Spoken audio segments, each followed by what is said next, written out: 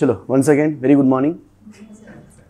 So, in this session, let us understand how we shall create, how we shall eliminate, how we shall answer by using few techniques in general studies, prelims, UPSC.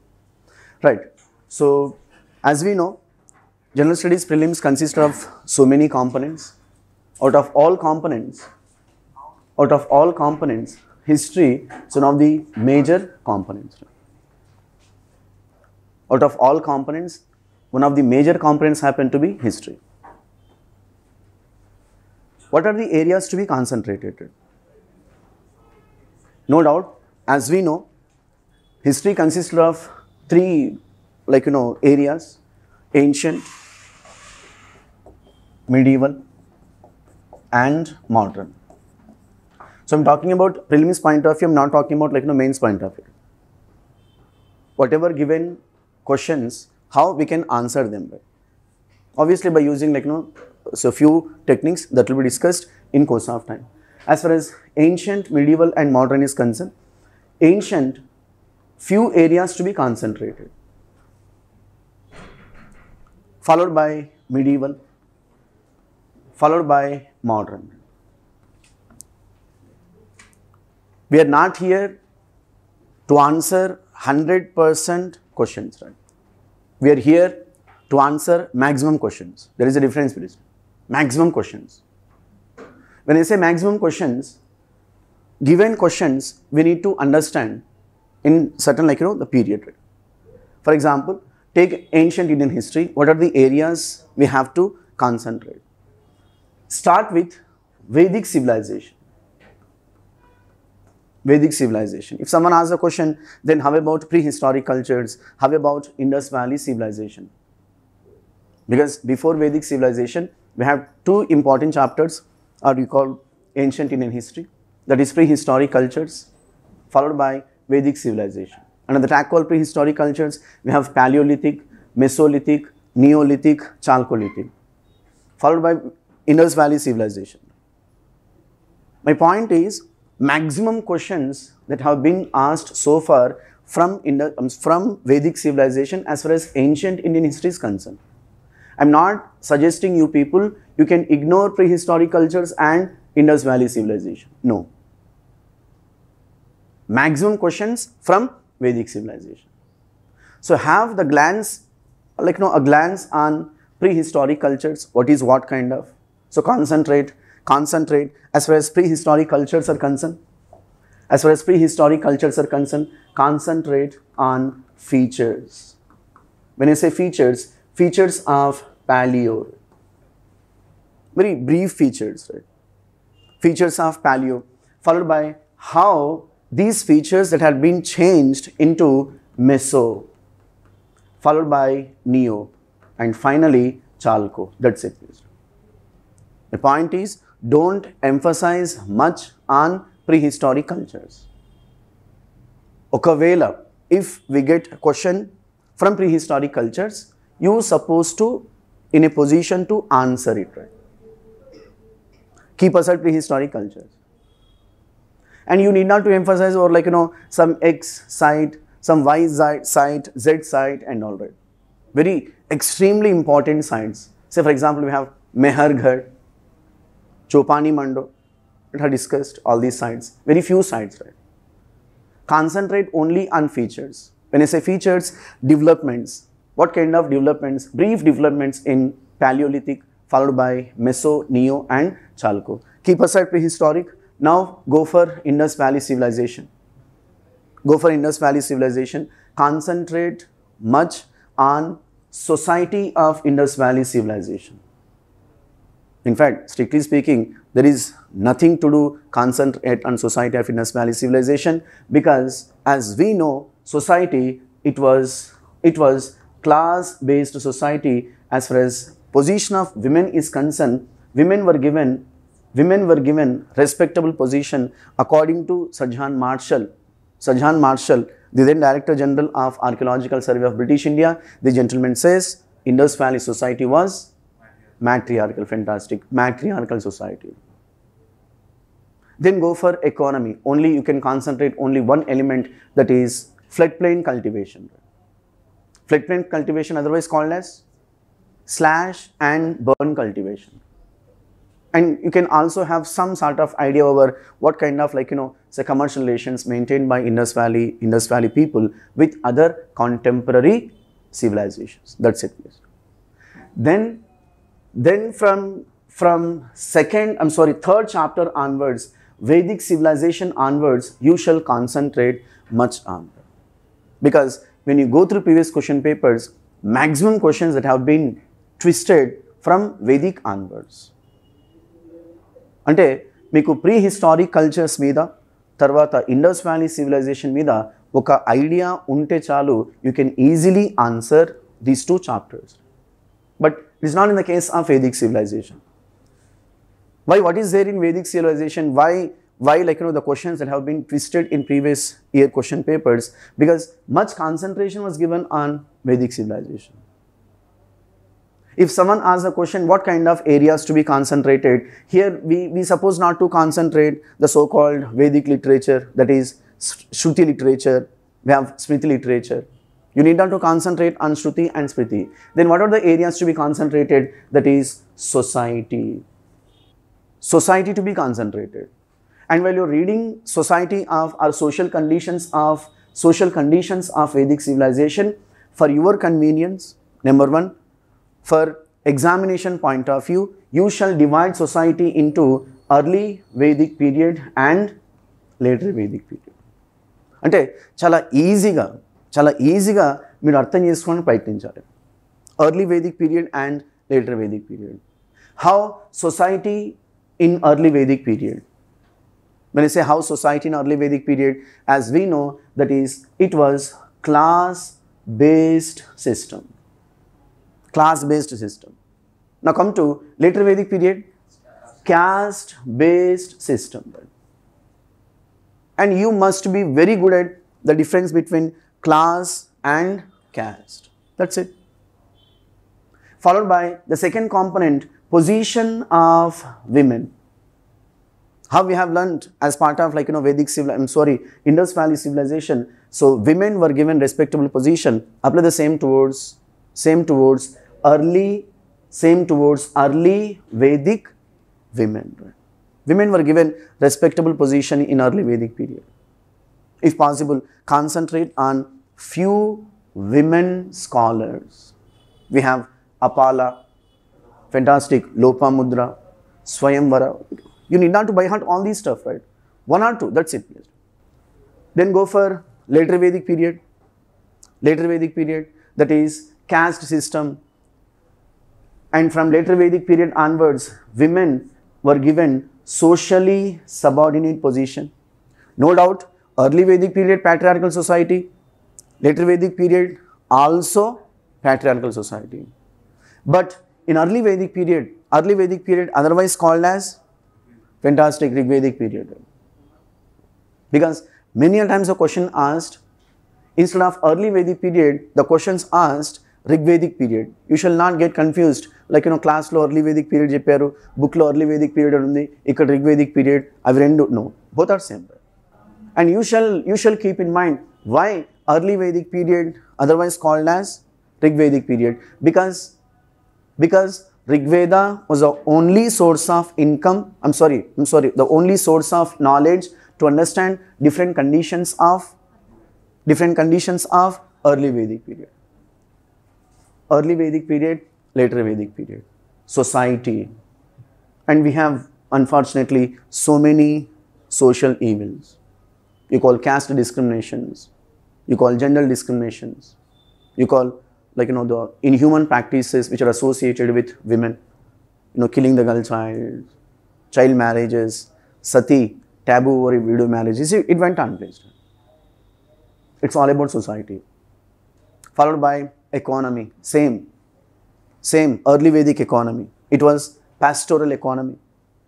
Early Vedic economy, pastoral economy. Then how about later Vedic economy? Agrarian economy. That's it. One or two technical terms you can remember.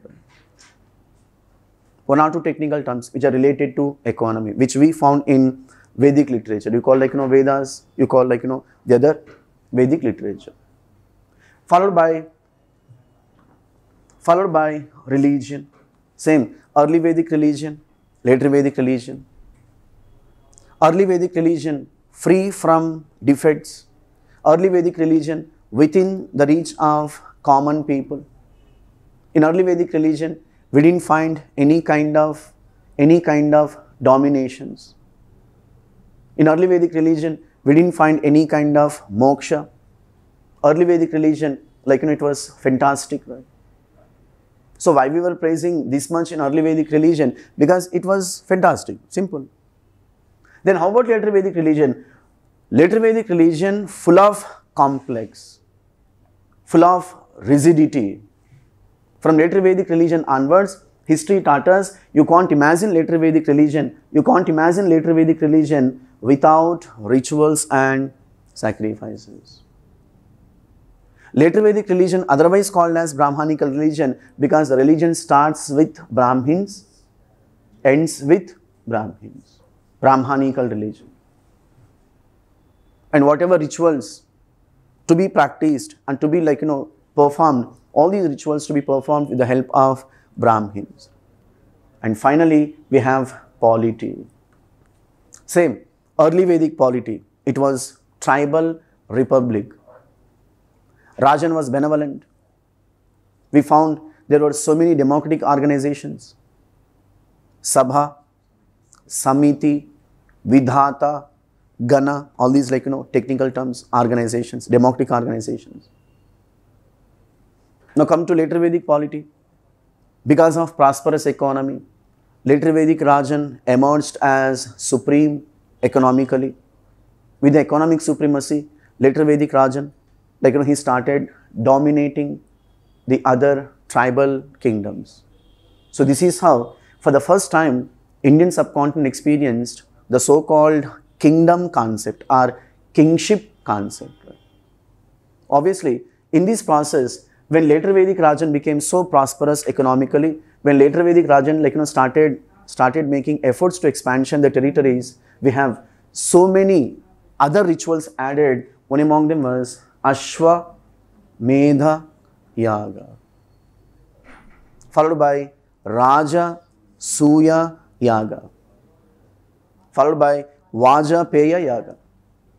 My point is, while you are reading Vedic civilization, you must be good at comparative studies. So when you have comparative studies, when you have a little bit analysis, you can easily answer the questions by not taking much time. Even manam classes lo kuda side by side rapichittam anamata information, so that you can easily understand while you are reading. And one more thing you shall keep in mind, while you have the class notes. Besides class notes, you might have added by reading some textbooks. From these say information or points, you shall have your own content or small notes kind of. From class notes or from textbooks, you shall have your own points. And these points to be memorized. I am not advising you people to by heart, but memorized. Inka exam manaku 1 week undi ananga, ఈ class నోట్స్ని తర్వాత text బుక్స్ని చదవకూడదు అన్నమాట. And let me tell you, you shall follow this strategy for all subjects, not only for history. The moment you look at the your own notes, whatever snippets you call it, your own notes, class notes and textbook information to be memorized. Start working on this. అంటే ఇక్కడ 3 elements ఉంటాయన్నమాట. Number 1, already we have attended classes, you have listened something, you know down something. Number 2, you have read textbooks, maybe Telugu Academy or maybe NCERTs or maybe the standard books. From this, you have to extract some points and this is your asset, let me tell you. If someone asks a question, so if you read 10 times class notes, is it not enough? Nothing is wrong. But while you are reading your class notes, while you are reading textbooks, when you make efforts to prepare your own notes, let me tell you, the conceptual clarity you get, right? It is the main intention of suggesting the students and aspirants, you have your own notes.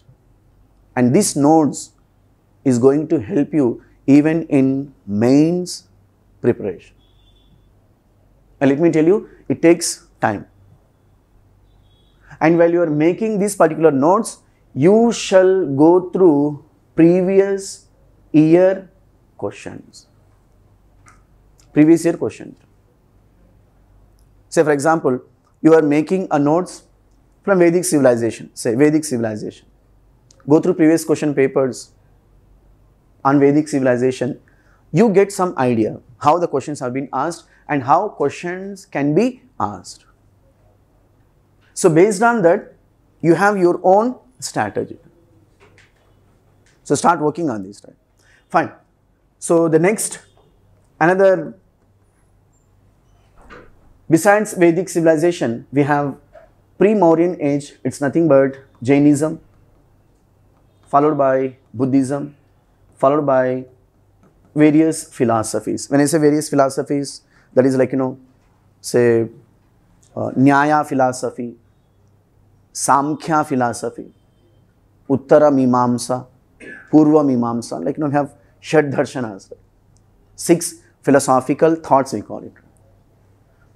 Once again, when you go through previous question papers, maximum questions on Jainism and Buddhism. Maximum questions on Jainism and Buddhism. While you are reading Jainism and Buddhism, same, whatever strategies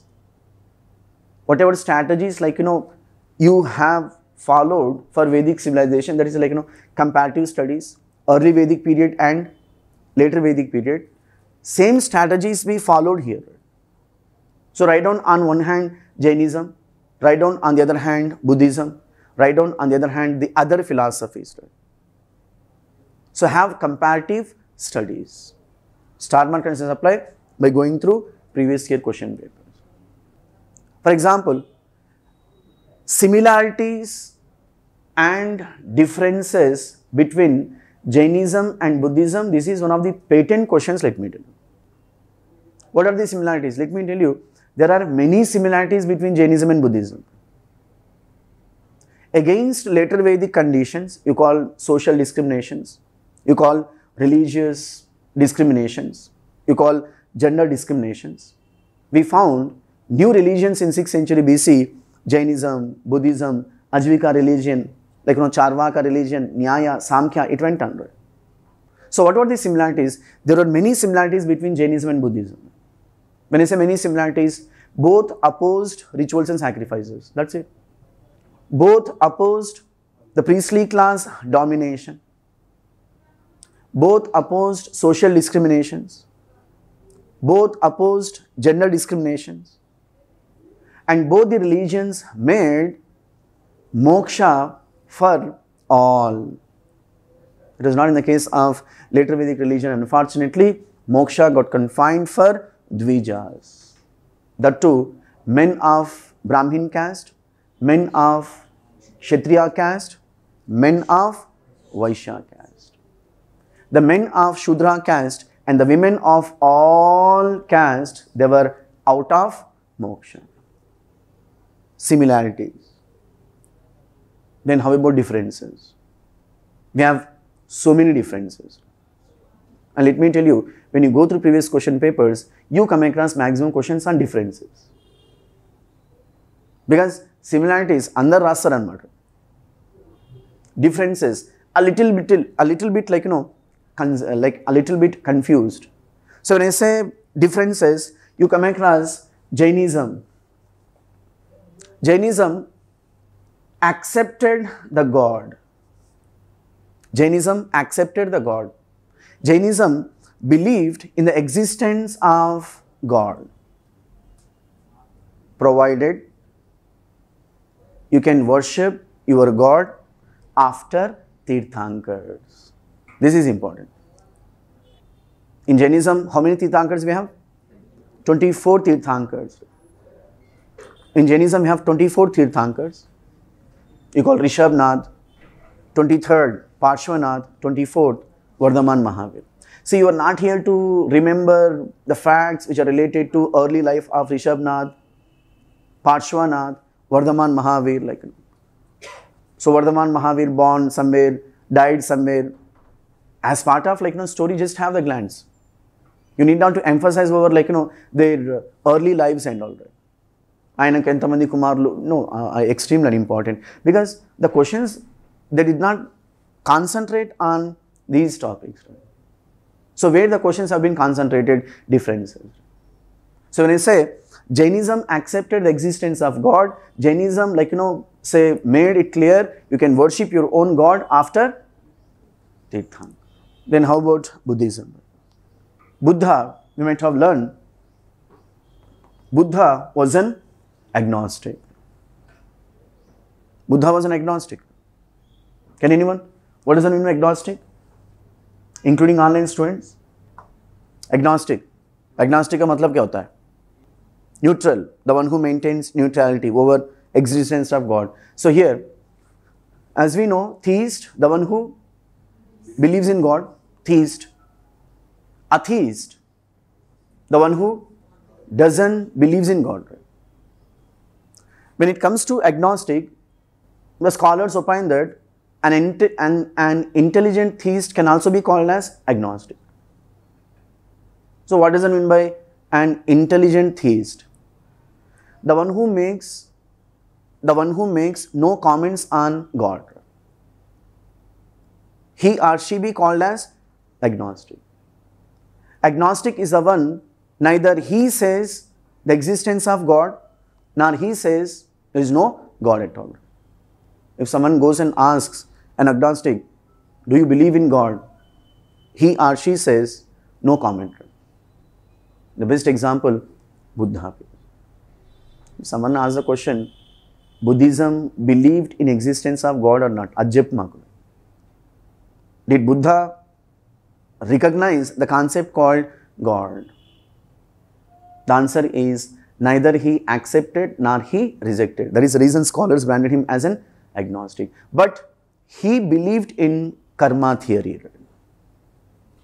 He believed in punarjanma theory. In fact, karma leads to punarjanma kind of.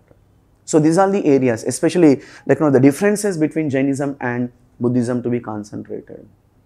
And another major difference between Jainism and Buddhism, Jainism believed in extremity. Right? Jainism believed in extreme forms, whereas Buddhism believed in middle path, madhye marga. The best example, salvation process, salvation method. Jainism says, if you want to get moksha or salvation, you are supposed to perform Sallekhana. Sallekhana is nothing but extreme fast unto death. Shariranni kushimpajesi, nashimpajesi, maraninchadame Sallekhana. Extreme fast unto death. Then how about Buddhism? Right? Buddhism says, you're don't go for this. Right? Follow middle path. The middle path is nothing but Ashtanga Marga. The contemporary scholars opine that there were two extremes. One is later Vedic religion, second one is Jainism. That is the reason Buddha followed middle path, Madhya Marga.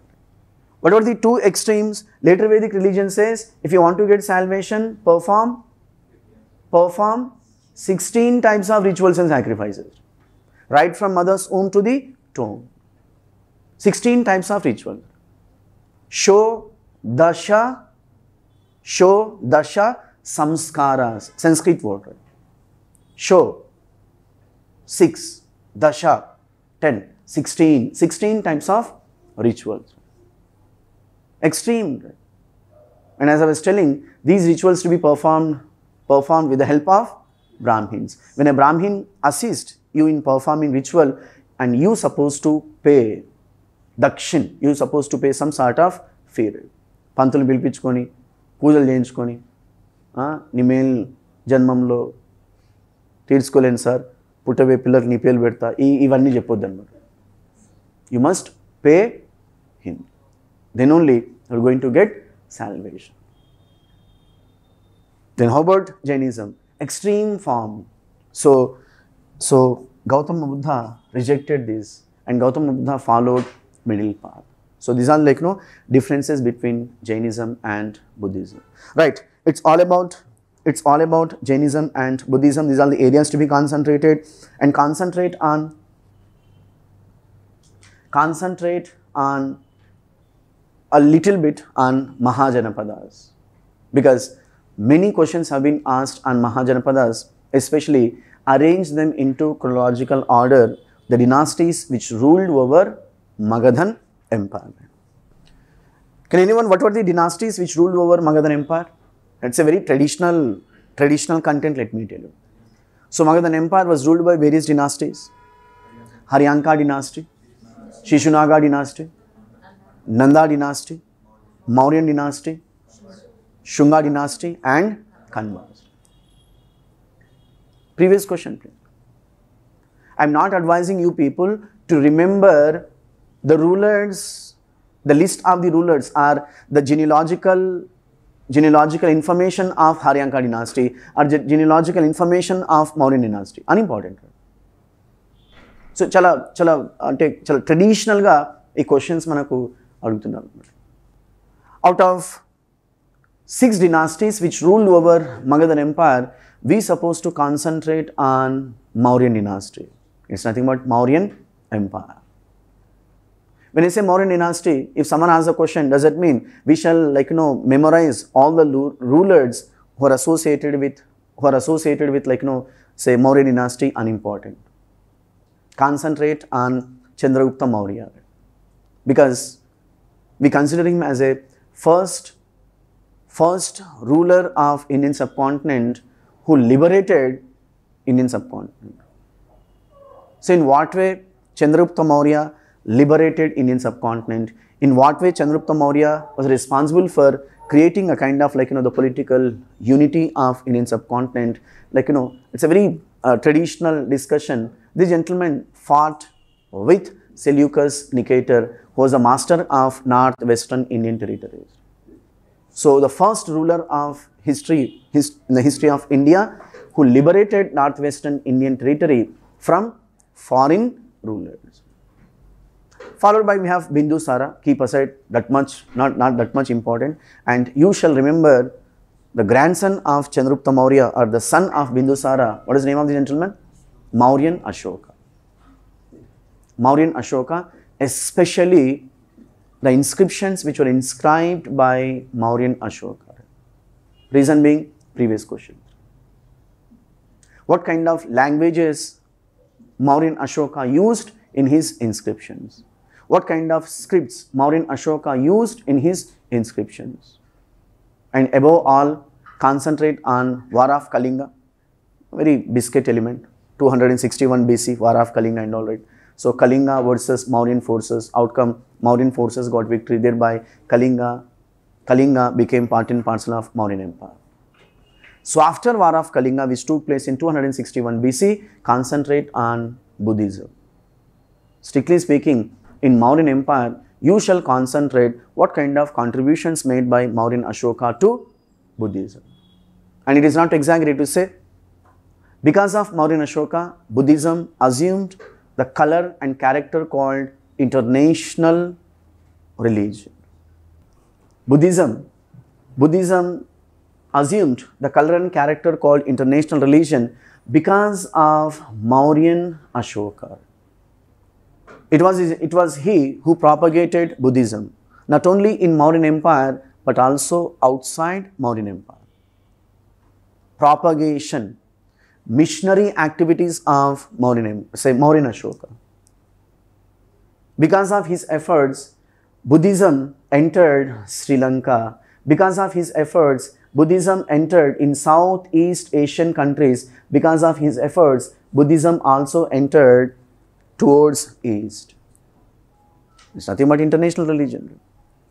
So what does it mean international religion? The religion which has more than one country. International religion. So obviously, like, one or two facts you supposed to make efforts to remember. That is like, his son, daughter, Sanghamitra, Mahendra, and all these, right? And besides contributions made by Ashoka towards Buddhism, you shall concentrate on Ashoka's Dhamma. Dhamma is a practice term, the English version, righteousness. The Sanskrit version, Dharma. Even Telugu also we call Ashokuni yokka Dharmamu, we call it. So what were the elements in Ashoka's Dhamma? Before knowing the elements in Ashoka's Dhamma, what factors forced Ashoka to come up with Dhamma? This is important. Because everyone knows Dhamma, everyone knows the elements in Dhamma. Dhamma otherwise called as righteousness, otherwise called as socio-ethical code of conduct, everyone knows. But very few concentrate in which circumstances Mauryan Ashoka introduced Dhamma. That is, Mauryan society was highly heterogeneous, extremely heterogeneous. We have Jainism, we have Buddhism and other philosophies. Besides, we have also like, Vedic religion, contradictory, antagonistic philosophies and different faiths, different like, sections in Mauryan society. So to bring all these like, heterogeneous communities under one umbrella, the gentleman came up with Dhamma. So background of Dhamma, you shall concentrate. Let me tell you previous question. There are two rulers in the history of India who came up with like, a special code of conduct. In ancient India, Mauryan Ashoka. In medieval India, Akbar. But unfortunately, Akbar's efforts was given the title called New Religion. That is another story. It was not new religion.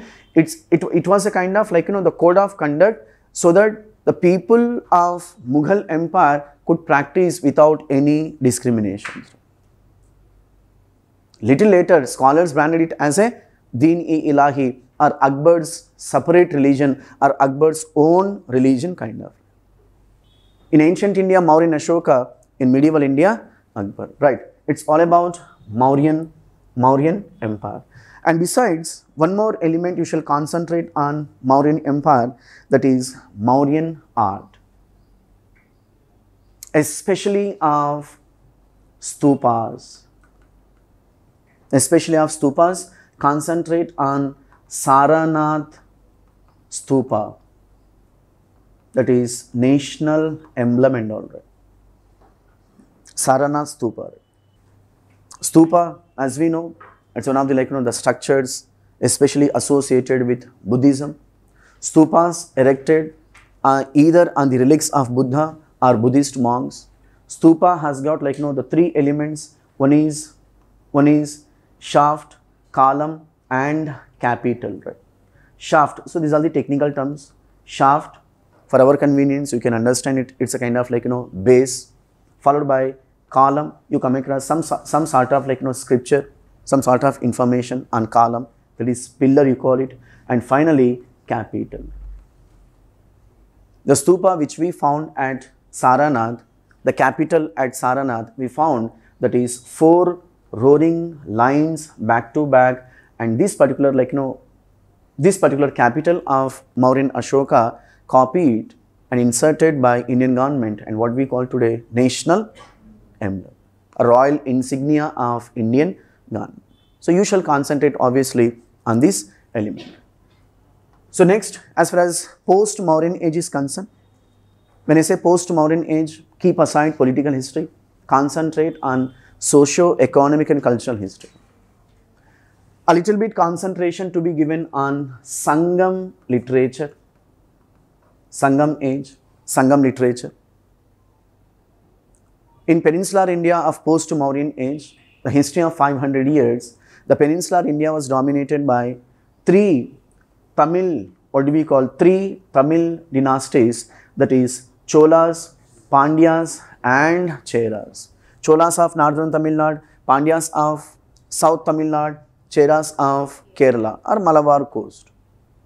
So what is this Sangam? A literature, please. A little bit facts of literature. Keeping aside the Sangam, then concentrate on entire post-Mauryan age, that is the three arts, Gandhara school of art, Mathura school of art and Amaravati school of art. Once again, whatever we have learned, the strategies you supposed to follow while you are making your own notes, once again you shall follow here, right? That is comparative study. Obviously, in classes we have learnt on one hand Gandhara school of art, on the other hand Mathura school of art, on the other hand Amaravati school of art. What are the the materials used in Gandhara school of art? How it differs in Mathura school of art and how it differs with Amaravati school of art. Material. Then go for images. How the images of Buddha look like in Gandhara, how they differ with Mathura and Amaravati. And finally, what kind of dynasties, patronizers, dynasties are the important rulers who are associated with, who patronized Gandhara school of art, followed by Mathura and Amaravati. That's it. My point is, you have content, everyone has content. Those who are preparing for all competitive exams, including general studies, prelims, UPSC prelims, unna content ni oka organized way lo previous year question papers anugunanga ela teeskovali, elaga manam chesukovali. And obviously we have to learn few techniques how given the questions to be eliminated. So this is important.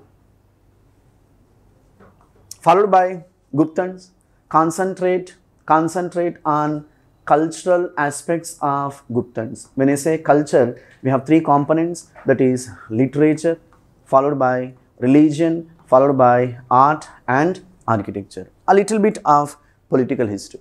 When I say political history, concentrate on Samudragupta, popularly called as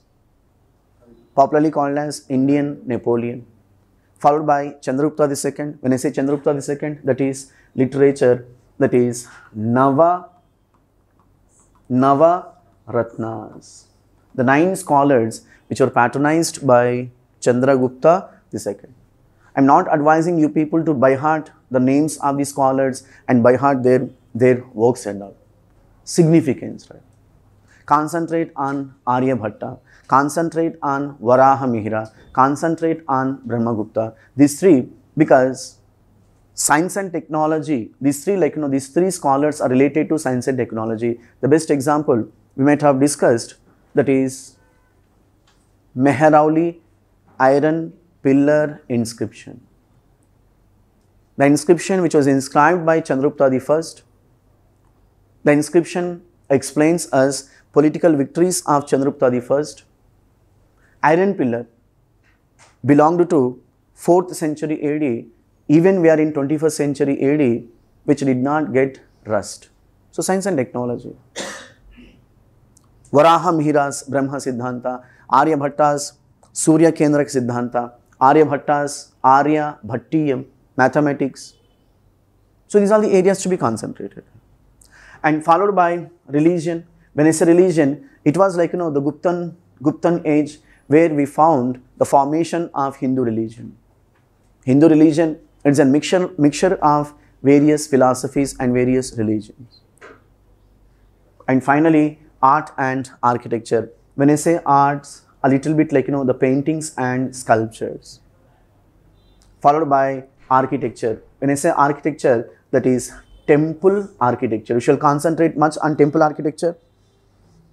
As far as temple architecture is concerned, we have three forms in temple architecture. Everyone knows, that is in North India, Nagara style, Deccan, Vesara style, South, Dravidian style. Same comparative study. The differences between, I am talking about the features of Nagara, the differences, the different features of Nagara and Dravida. So why we are not talking about Vesara? Because Vesara, a typical form in Deccan, the typical temple form in Deccan, which is a mixture of Nagara and Dravida. That's it. And one or two examples, like the best examples of Dravidian style of architecture, that is Tanjavur Brihadishwara temple, Vimana of Brihadishwara temple. In Dravidian style of architecture, you shall concentrate on what are the, the major features. I am not asking, say we have Dwaja Stamba, we have so many features. No, major features, and how these features differ with Nagara style of North India and all. Then go to medieval India, Delhi Sultanate. Right? Medieval India, Delhi Sultanate. So concentrate on the reforms introduced by Alauddin Khilji, especially of market reforms, followed by the reforms which are related to Alauddin Khilji, especially in military reforms. As far as military reforms are concerned, Dag system, Hulia system, Chera system. My point is, why why didn't we concentrate on slave dynasty? Nothing is wrong, but the maximum questions have been asked from these areas. Having general idea over all topics, emphasizing over these topics. I repeat, I am not advising you people to ignore the other topics which we were not discussing. No. Syllabus, previous year question papers. Let me tell you, you can form your own exam strategy. Then go for Muhammad bin Tughlaq, one or two reforms of Muhammad bin Tughlaq, and especially of famine code. Because the first Muslim ruler in the history of India who introduced the famine code, the rules and regulations of famine. అంటే ఒక ప్రాంతంలో famine వచ్చినప్పుడు, అంటే ఈ కరువు కాటకాలు అంటాం తెలుగులో, ఒక ప్రాంతంలో కరువు కాటకాలు సంభవించినప్పుడు గవర్నమెంట్ ఎలాంటి మెజర్ తీసుకోవాలి అనేది ఈయన ఫామ్ చేశాడు. దాన్ని మనము ఫ్యామిన్ కోడ్ అంటాం. The first ruler to introduce the famine code in medieval India is Muhammad bin Tughlaq. And then go for art and architecture of Delhi Sultanate. When I say art and architecture of Delhi Sultanate, when it comes to art, we have paintings, we have music, especially Hindustani music, right? Music, paintings, music, even the musical instruments. We have tambura, gharana, different musical instruments. And finally, architecture. When I say architecture, that is Indo-Islamic style of architecture, otherwise called as Indo-Persian style of architecture. Indo-Islamic style or Indo-Persian style of architecture.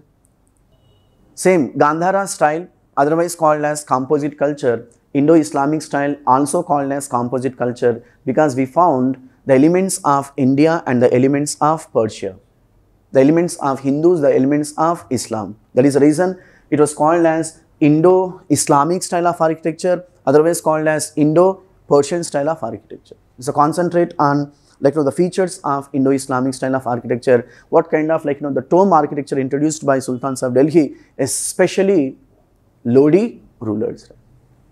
Then go for Mughal Empire. Concentrate on Akbar, especially Akbar's religious policy, followed by Akbar's Rajput policy, Akbar's Rajput policy. When I say Akbar's religious policy, Akbar was he was secular ruler, the most secular ruler of not only of Mughal Empire, but also but also entire Hindustan, right? Because it was the gentleman who abolished forcible conversions, banned cow slaughtering, abolished jizya tax, so many even he allowed his own Rajput wives to worship the respective gods and goddesses, and he also gave the so-called amount to construct the temples and all that. Secular ruler. Because of Akbar's secular nature, Rajputs accepted the power of Akbar. In fact, he gave special treatment to Rajputs. Except one Rajput kingdom, the remaining Rajputs accepted the power of Akbar. What is the name of Rajput kingdom? Mewar kingdom, Rana Pratap and all that. So we found some sort of the battle between Akbar forces and Rana Pratap forces, Haldigati and all that. And even Rana Pratap also, for time being, accepted little later, he defeated. That is another story, right? And finally, general conditions. As far as general conditions are concerned, society, economy, and culture. When it comes to society, that is the composite society. When I say composite society, both Hindu society and Muslim society. So what kind of social traditions copied and implemented by Muslims, vice versa, what kind of social traditions of Muslims copied and implemented by Hindus. Apply the same towards economy. As far as economy is concerned, it was in 16th century India, many new crops introduced, especially when Jahangir was a ruler. We have learned, right? When Jahangir was a ruler, new crops introduced. So, few new crops to be concentrated. And obviously, trade and commerce. Once again, the revival of trade and commerce, especially of foreign trade.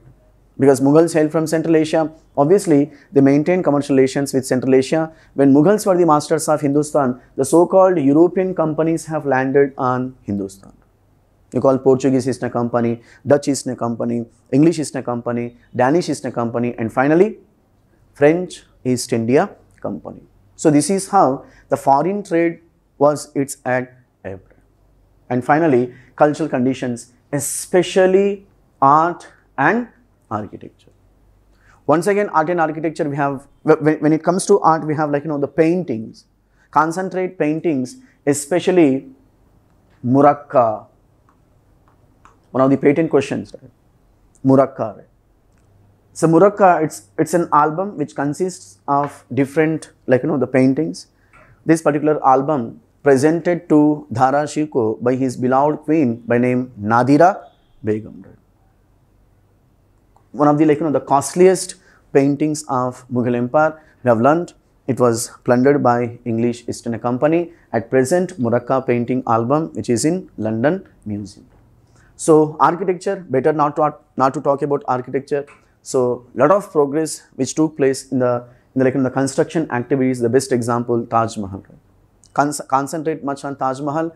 The only monument, many times the question asked, the only monument which was built on the lines of grid pattern.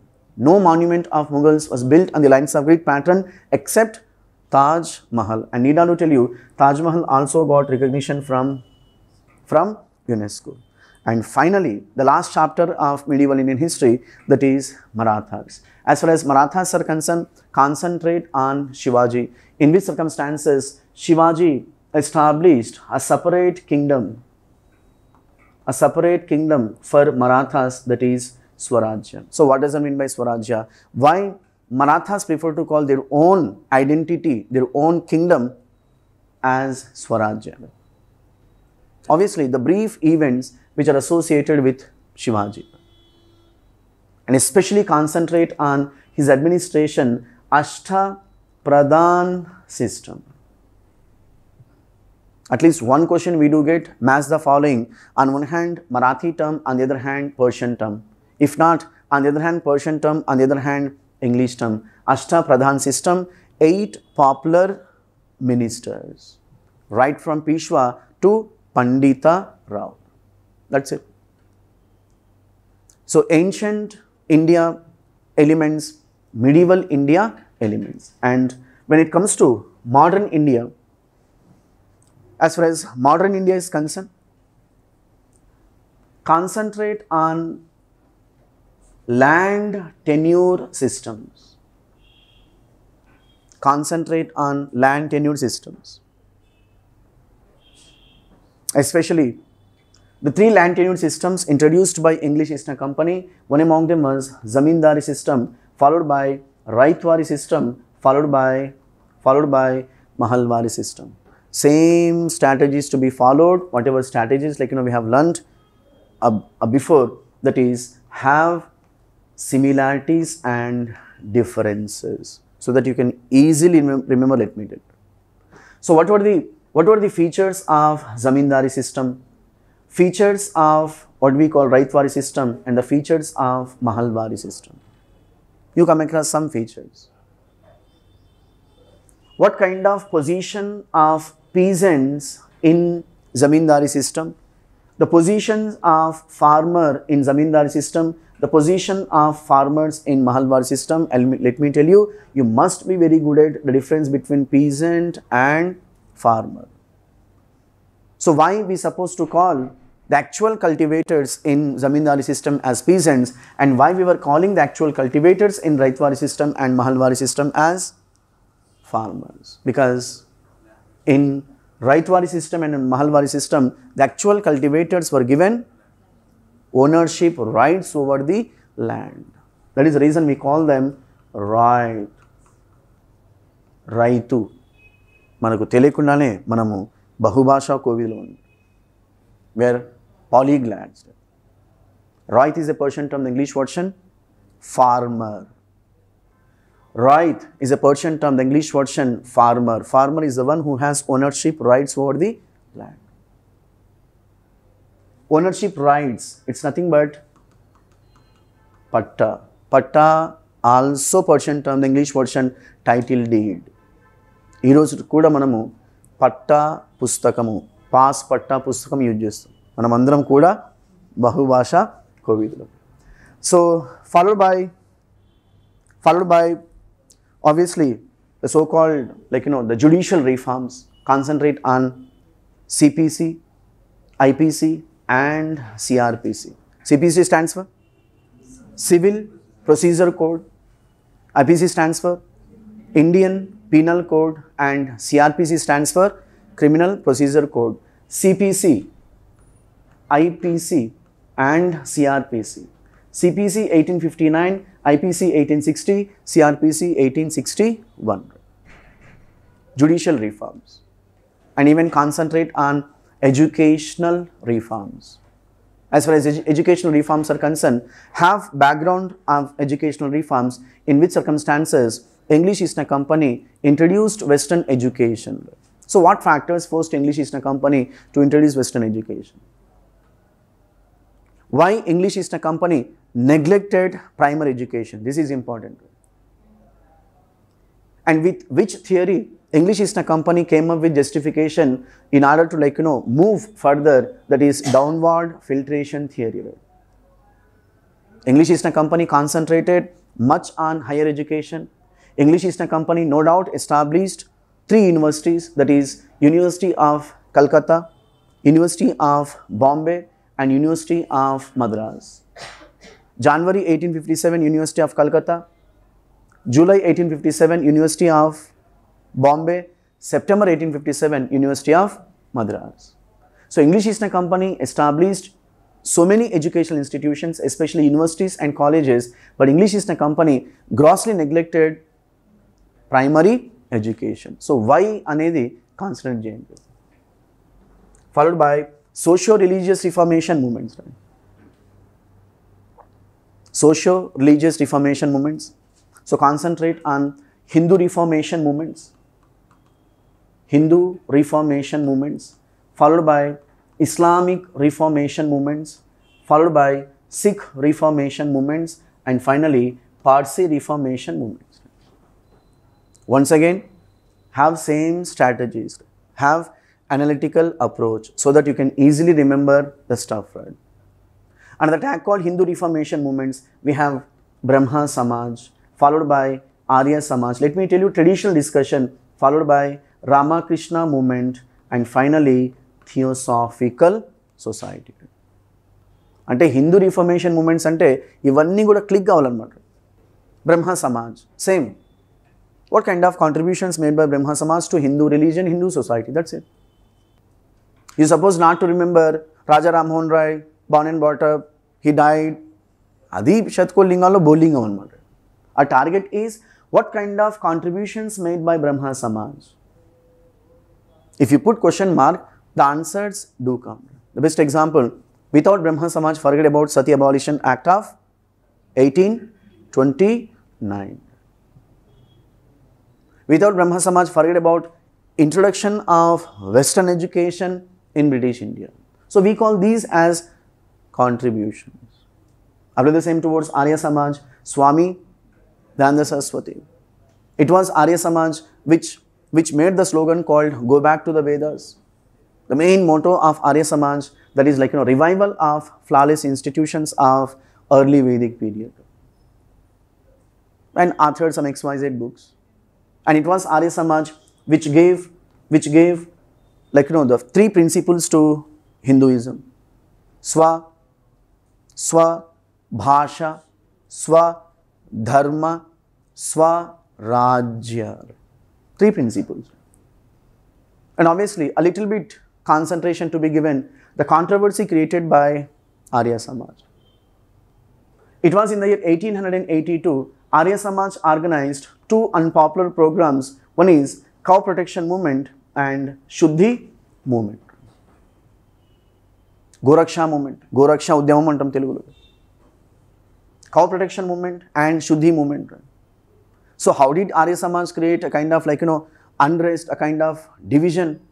Among whom Arya Samaj created the division? By organizing cow protection movement, Arya Samaj was responsible for creating division between Hindus and Muslims. Because slaughtering the animals is one of the sacred activities in Islam, and worship of cow is one of the sacred activities in Hinduism. Contradictory, antagonistic. Then how about Shuddhi movement? Shuddhi movement created the gap between, on one hand, Hindus and Muslims, on the other hand, Hindus and Christians. So what is the main motto of Shuddhi movement? Shuddhi movement aimed at reconversions. The moment you come across reconversion, that is those Hindus who had been to Islam in medieval ages and those Hindus who had been to Christianity in modern ages, let them come back. It's nothing but modern BJP's Ghar Wapsi program, right? This is how Arya Samaj, unfortunately and unconsciously, responsible for creating division in society. No doubt, it's a little bit controversy. Right? We are not here to create controversy. We are here to understand how these controversies have come. And better not to talk about Ramakrishna movement, that is Swami Vivekananda. January 12th. क्या करते January 12th? बतकमा खेलते, हाँ? Youth Day, very good. National Youth Day. National Youth Day. అంటే మనకు ఈ January 12th మనకు government of India ఏమైనా programmes organise చేసిందా? బరాబర్ ఏదో చేసి ఉంటుంది. సో బరాబర్ సార్ వస్తాడు. Simple, right? My point is, as I was telling, my class started with newspapers. You shall read newspapers. Newspapers lo history related ga ఏమైనా టాపిక్స్ ఉన్నాయా? న్యూస్ పేపర్లో కల్చర్ రిలేటెడ్గా ఏమైనా టాపిక్స్ ఉన్నాయా? న్యూస్ పేపర్లో హెరిటేజ్ రిలేటెడ్గా ఏమైనా టాపిక్స్ ఉన్నాయా? ఉన్నాయంటే బరాబర్ ఆ టాపిక్స్ క్వశ్చన్స్ వస్తాయి. That's it. News paper with subject.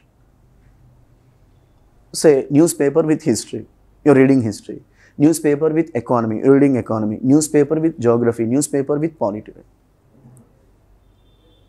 Prior to that, you shall have conceptual clarity. Then only you can analyze with newspaper. Right. So Ramakrishna movement, that is concentrate on Ramakrishna Mutt and Ramakrishna mission. Ramakrishna Mutt to propagate practical spirituality. And don't you need not remember Ramakrishna Mutt located at Domalguda, opposite Indira Park. Even not that matter. What is the Ramakrishna Mutt? Related to Hinduism. Main motto of Ramakrishna Mutt to propagate practical spirituality. Then what is this practical spirituality? Practical spirituality is nothing but free from flaws. The spirituality, the Hindu spirituality that can be practiced. It's nothing but practical spirituality. And Ramakrishna Math is busy in spreading practical spirituality, otherwise called as Hindu spirituality. Then come to Ramakrishna Mission. Missionary activities. Ramakrishna Mission. When I say Ramakrishna Math related to religion, Ramakrishna Mission related to philanthropic activities or social service. And you shall remember the slogan of our motto of Ramakrishna Mission. What is the motto of Ramakrishna Mission? Service. Chala chot rashintriga. Manava Seve, Madhava Seva. Service of man is service to God. That's it. Then go for Theosophical Society. Colonel Alcott and Madame Blavatsky. Though the organization Theosophical Society established in New York, one of the states of United States of America, within no time, the founder presidents of Theosophical Society, they understood New York was not right venue, thereby the headquarters got shifted to Adayar, Tamil Nadu, Chennai. After the death of Madame Blavatsky, Mrs. Annie Besant took the responsibilities of Theosophical Society and she made a lot of contributions to Hindu culture and especially to women. It was she who made efforts to upliftment of women. How? By setting up of schools, by setting up of educational institutions. The best example, BT colleges. BT college. BT stands for Besant Theosophical. BT College, Madanapalli, Chittoor district of Andhra Pradesh. BT College, Adayar, Madras. BT College, Benares, UP. Little later, she got fed up with the activities of her own followers. She returned to what do we call Ireland and she participated in Home Rule movement, and once again she returned to India. She convinced Indian National Congress to organize Home Rule movement. So these are the areas to be concentrated. Fine. So with this, we'll have a pause. In the next class, we'll continue the same. So I hope this session will useful for you people. Once again, I advise you people, you are not here to answer each and every question. Let me give you, the one who teaches the respective subjects, he or she be given paper, never ever answers all questions. So మిమ్మల్ని convince చేసుకోండి, we are not here to answer all questions, but we are here to answer maximum questions. అన్ని క్వశ్చన్స్కి answer చేయాలని క్రమంలో అన్ని నూపితే ఉన్నది పోద్దు ఉంచుకునేది పోద్దు అనమాట. అంటే ఏంటి సార్, నెగిటివ్ మార్క్స్ ఉంటుంది అన్నమాట. And keep in mind, prelims score will never add it in mains. అంటే పాస్ కావాలి వద్దా సార్, బరాబర్ పాస్ కావాలి. నేను ఏంటంటే you need not to answer all the questions, please, but make efforts to answer maximum questions. Thank you.